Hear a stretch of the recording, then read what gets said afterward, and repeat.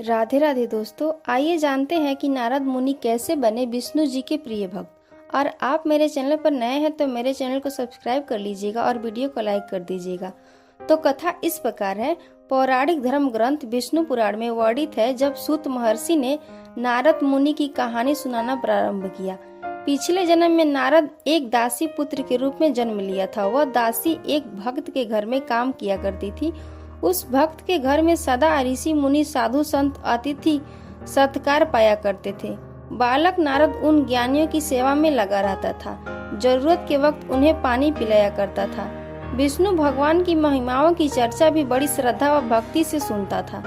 नीर यानी पानी देने वाला बालक का नामकरण नारदस करके वे लोग इसी नाम से उसे पुकारा करते थे।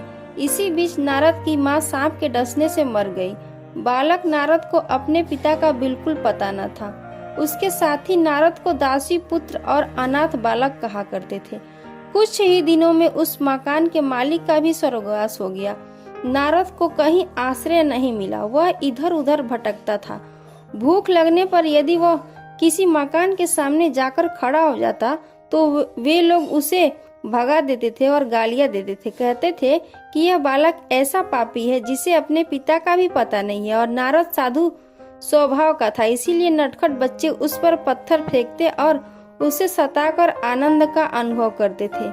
गांव के लोगों से तंग आकर नारद सोचने लगे, इन मनुष्यों के बीच मेरा जन्म क्यों हुआ? मैंने कौन सा अपराध किया है? ये लोग मेरे प्रति ऐसे अत्याचार क्यों करते हैं? यो सोचते हुए नारद जंगल की ओर चल पड़ा। उसे ऋषि मुनियों की बात याद आ गई। मुझे भी तपस्या करके देवताओं के बीच जन्म लेना है। यो निश्चय कर नारद ने तपस्या करना शुरू किया। अनाथों का जो एक रक्षक है, जो सारे जगत का पिता है, वही मेरे लिए भी पिता है। वह मुझे कुछ भी बनाए पसंद है। इस प्रकार सोचते नारद ने समय का ख्याल किए बिना ही भयंकर तपस्या शुरू कर दी। नारद की तपस्या पूर्ण हो गई।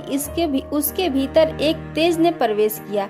एक ज्योति के रूप में प्रत्यक्ष होकर विष्णु भगवान ने कहा, वत्स नारद, तुम मेरे अंदर विलीन होने जा रहे हो। इसके बाद तुम ब्रह्मा के मानस पुत्र के रूप में जन्म धारण करोगे। तुम चिरंजीवी होकर तीनों लोकों का भ्रमण करते हुए सदा मेरी स्तुति किया करोगे। इसके बाद नारद ने विष्णु के अंश को लेकर ब्रह्मा के मानस पुत्र के रूप में जन्म लिया और देव मुनि के रूप में पूजा पाने लगे। विष्णु भगवान को की लीलाओं के अवतारों में एक नारद का अवतार भी बताया जाता है। देवताओं के ऋषि होने के कारण नारद मुनि को देवर्षि कहा जाता है। ब्रह्मा जी से इन्होंने संगीत की शिक्षा ली। नारद अनेक कलाओं और विद्याओं में निपुण थे। विष्णु अवतार होने के कारण इन्हें त्रिकालदर्शी भी कहा जाता है। भगवान विष्णु की कृपा से ये सभी युगों और तीनों लोकों में कहीं भी प्रकट हो सकते हैं। यह भी माना जाता है कि लघिमा शक्ति के बल पर वे आकाश में गमन किया करते थे, अर्थात लघु और हल्की रुई जैसे पदार्थ की धारणा में से आकाश में गमन करना। नारद पुराण में नारद जी के जीवन के बारे में संपूर्ण वर्णन है। नारद जी के बारे में जानकारी आप लोगों के लिए इतना ही श्रेष्ठ है। ये कथा आपको कैसी लगी कमेंट में जरूर बताइएगा। मिलते हैं अगले वीडियो में एक नई जानकारी के साथ। जय सीताराम।